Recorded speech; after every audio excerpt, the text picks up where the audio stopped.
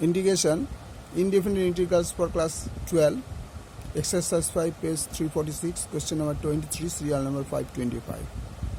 The dx equal to sin square x into cos square x. তাহলে dx equal আমরা কিন্তু 1 dx লিখতেই পারি, তো 1 dx লিখতেই পারি, এটা sin square x cos square x, এর বদলে লেখা যায় 1 এর বদলে sin square x plus cos square x by sin square x into cos square x dx এটাকে সেপারেশন করে দিচ্ছি, sin square x by sin square x into cos square x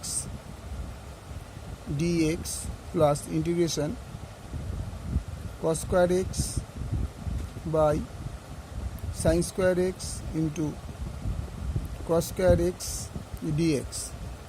তাহলে sin square x কেটে যাচ্ছে,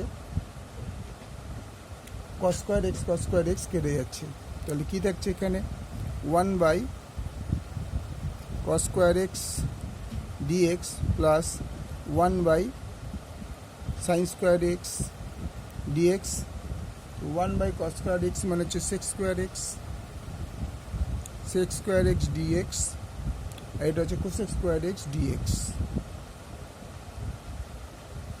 তাহলে cosec square x এর differentiation কি হবে জানো, tan x, আর এটা cosec square হচ্ছে মাইনাস cot x হবে, তার মানে এটা প্লাস ছিল, এখানে minus cot x plus c, tan x minus cot x plus c. Answer